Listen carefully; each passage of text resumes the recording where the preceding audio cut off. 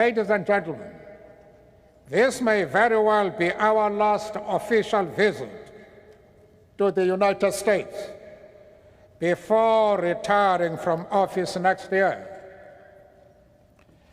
There could not be a more moving start to the visit than one which included being honored in this way. Nelson Mandela, one of the most revered leaders of the 20th century, was celebrated for his role in ending apartheid in South Africa and promoting reconciliation. However, like any leader, he was not without his mistakes and controversial decisions. Here are some of the notable criticisms and missteps associated with Mandela. 1. Overemphasis on reconciliation over transformation.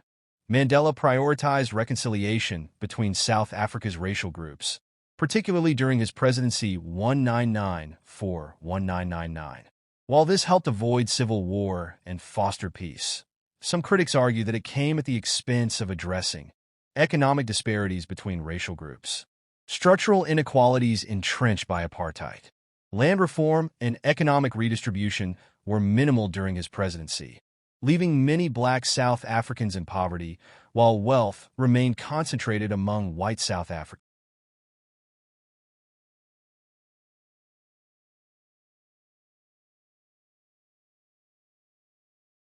2. Trust in the African National Congress ANC leadership. Mandela had immense faith in the ANC, the political party that fought against apartheid. However, the ANC's leadership after Mandela faced corruption scandals and inefficiency. Critics argue that Mandela's reluctance to criticize or anticipate these issues allowed the party's moral decline. Look at my time, Honorable Chair. The democratic government was bequeathed with, amongst other things, well-established and functioning SOEs. Guess what you did, the ANC, with ESCOM, SAA, SA Express, Petro SA, PRASA, South African Post Office, SABC, Transnet, to mention just a few.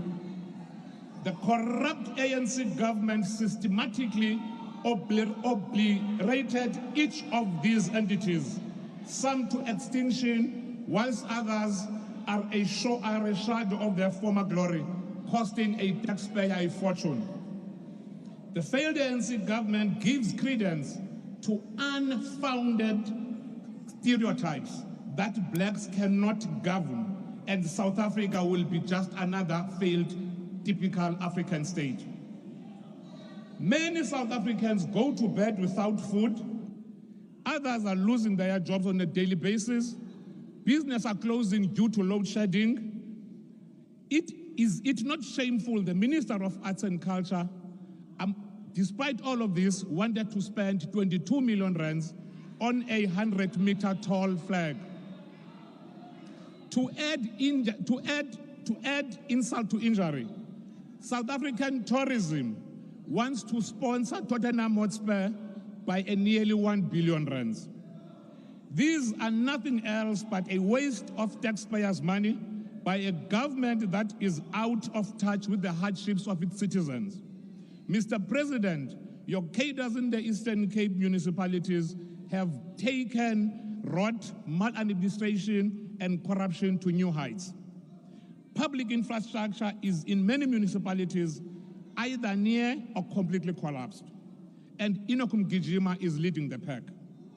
Shortly before 2021 local government elections, in an attempt by the ANC to get votes, a pomp ribbon-cutting event for the official opening of a 15 million rand stadium in Komani badly backfired.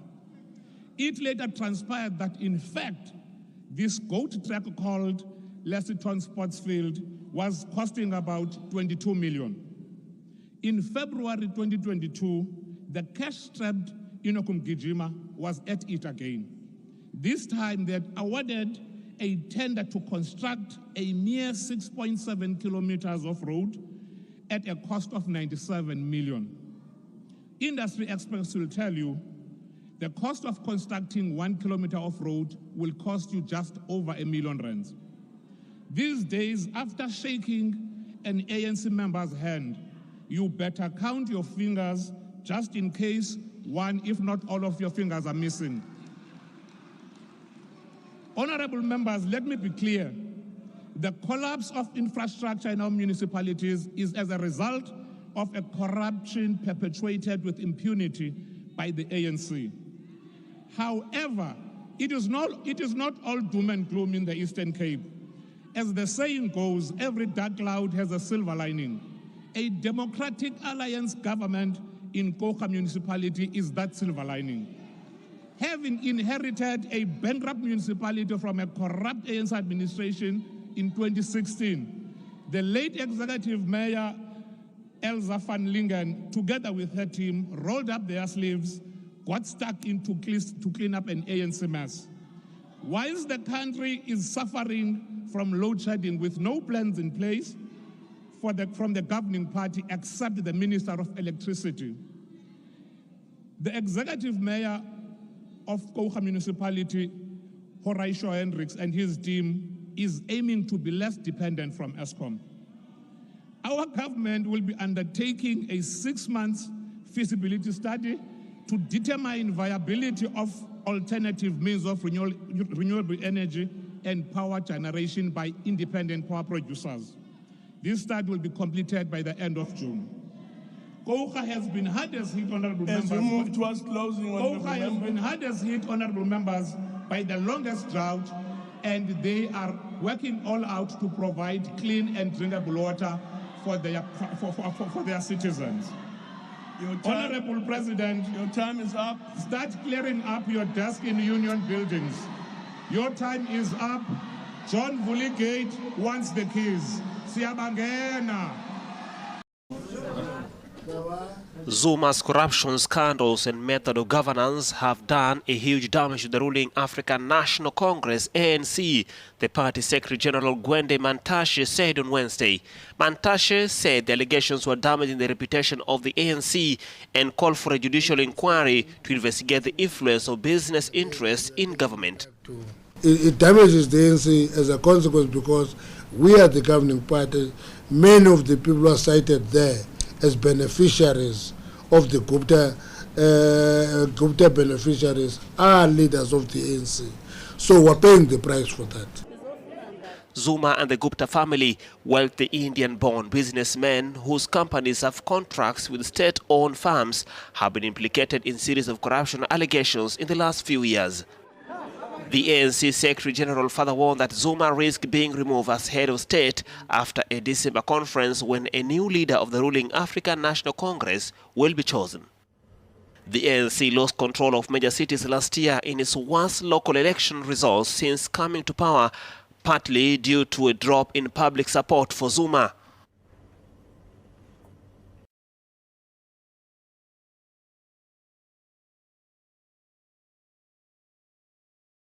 Three, failure to address human immunodeficiency virus crisis early. During Mandela's presidency, the human immunodeficiency virus epidemic was escalating in South Africa. However, his government was criticized for not taking strong, decisive action against the epidemic.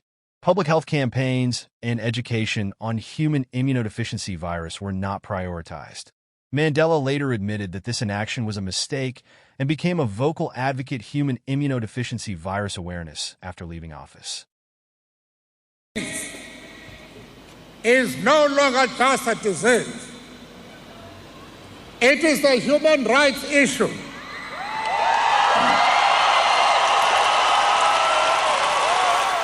Let us give publicity to HIV/AIDS and not hide it, because the only way of making it appear to be a normal illness, just like TB, like cancer, is always to come out and to say somebody has died because of HIV. And people will stop regarding it as something extraordinary. We have to rise above our differences and combine our efforts to save our people.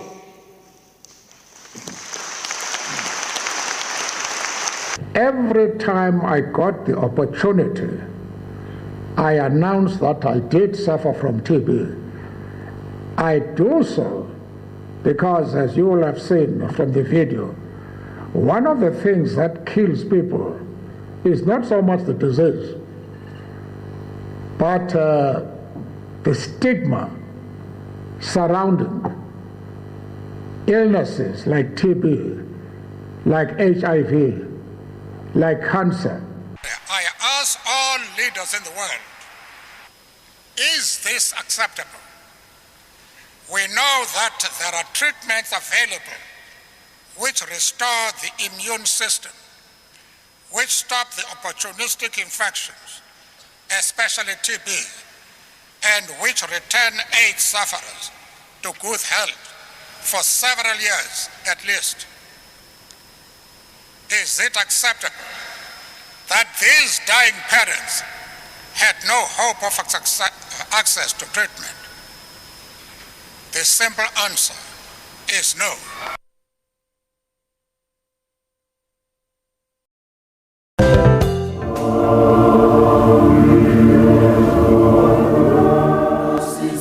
HIV/AIDS.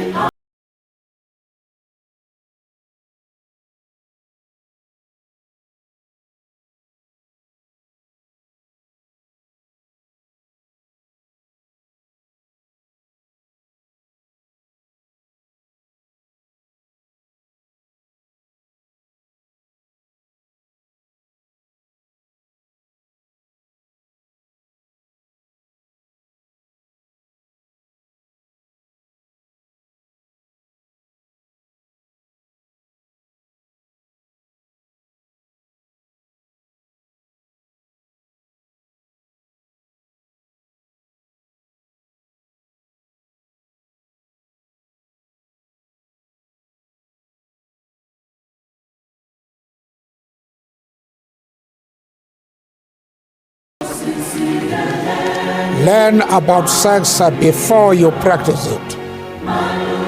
Learn about safe sex. It is better to wait and grow up before you have sex. When you do have sex, think of yourself and others you love. Use a condom. You are the future. Protect your life and the ones you love by ensuring that HIV/AIDS is not a part of it. Each one of you, protect yourself and those you love. I love you and I thank you for caring about your future and about the future of all of us.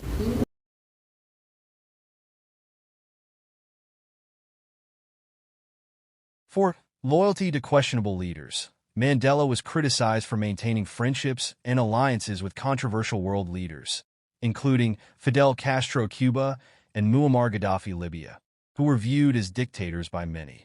His support for these leaders was rooted in their solidarity with the anti-apartheid struggle, but critics argued that it conflicted with his advocacy for democracy and human rights.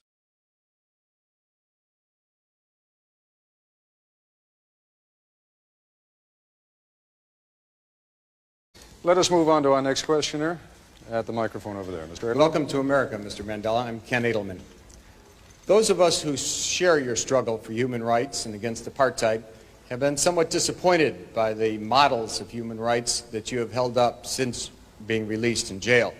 You've met over the last 6 months 3 times with Yasser Arafat, who you have praised. You have told Gaddafi that you share the view and applaud him on his record of human rights and his drive for freedom and peace around the world. And you have praised Fidel Castro as a leader of human rights and said that Cuba was one of the countries that's head and shoulders above all other countries in human rights, despite the fact that documents at the United Nations and elsewhere show that Cuba is one of the worst. I was just wondering, are these your models of leaders of human rights? And if so, would you want a Gaddafi or an Arafat or a Castro to be a future president of South Africa? One of the mistakes which some political analysts make is to think that their enemies should be our enemies.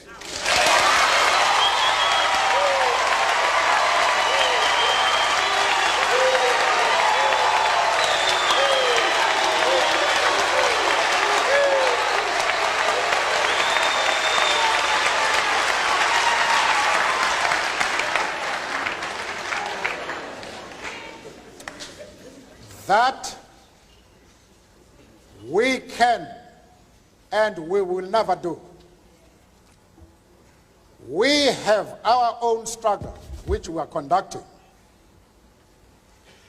We are grateful to the world for supporting our struggle. But nevertheless, we are an independent organization with its own policy. And the attitude of every country towards, our attitude towards any country is determined by the attitude of that country to our struggle.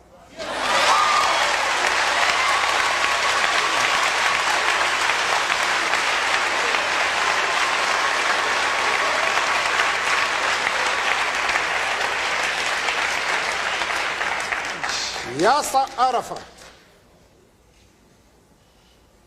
Colonel Gaddafi, Fidel Castro support our struggle to the hilt.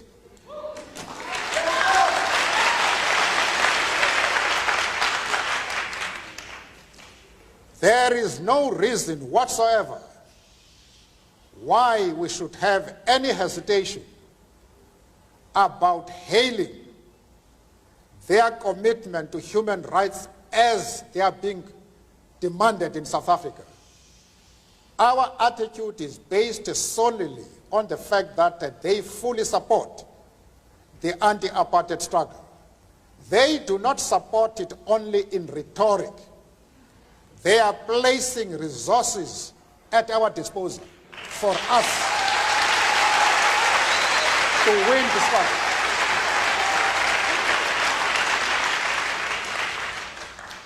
That is the position. 5. Underrepresentation of women in leadership. Despite advocating for equality, Mandela's presidency saw limited representation of women in top government and ANC leadership roles.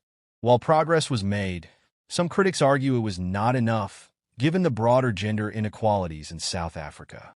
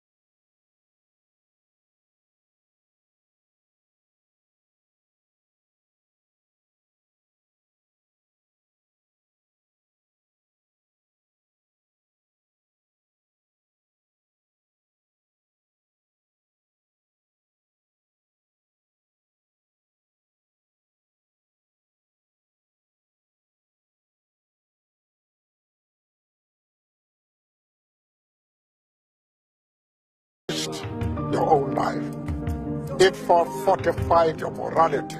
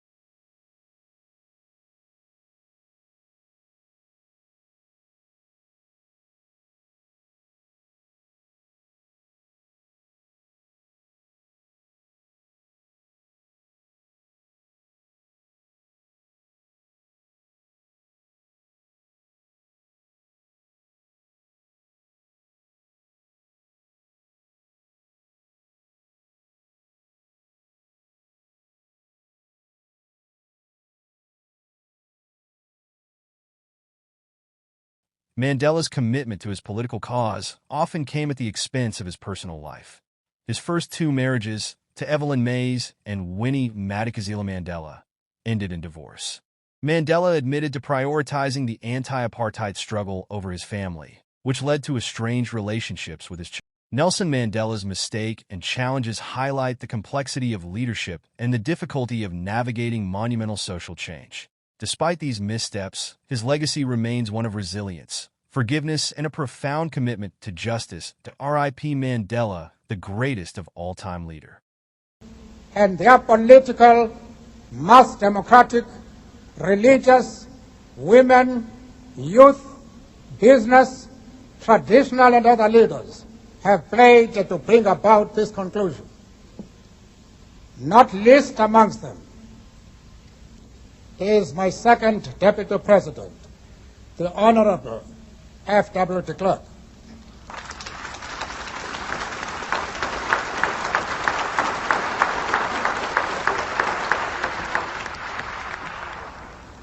We would also like to pay tribute to our security forces in all their ranks for the distinguished role they have played in securing our first democratic elections and the transition to democracy from bloodthirsty forces which still refuse to see the light. The time for the healing of the wounds has come. The moment to bridge the chasms that divide us has come. The time to build is upon us. We have at last achieved our political emancipation. We pledge ourselves to liberate all our people from the continuing bondage of poverty, deprivation, suffering, gender, and other discrimination. We succeeded to take our last steps to freedom in conditions of relative peace. We commit ourselves to the construction of a complete, just, and lasting peace. We have triumphed in the effort to implant hope in the breasts of the millions of our people.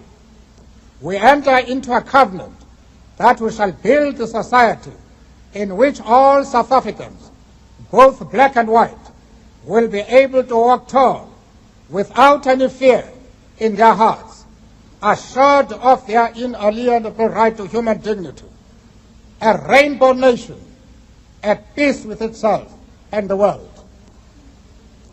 As a token of his commitment to the renewal of our country, the new interim government of national unity will, as a matter of urgency, address the issue of amnesty for various categories of our people who are currently serving terms of imprisonment.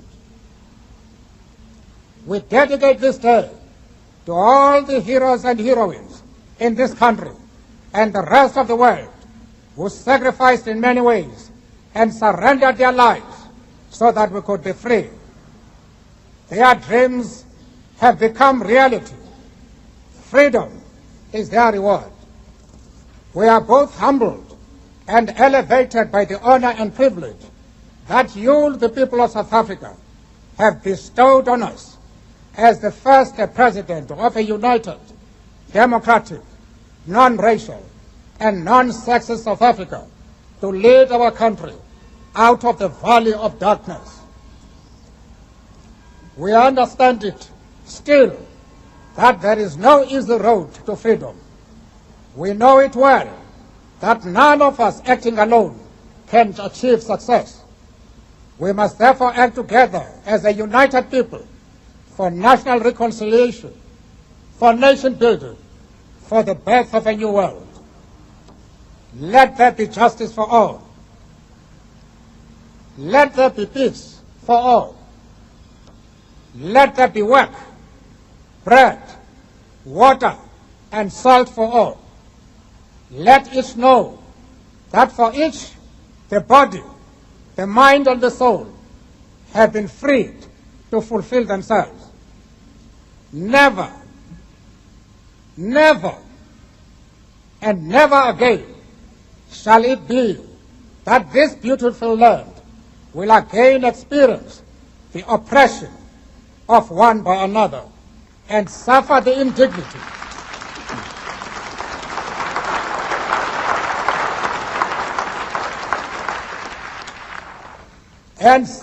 indignity of being the skunk of the world. The sun shall never set on so glorious a human achievement. Let freedom reign. God bless Africa. I thank you.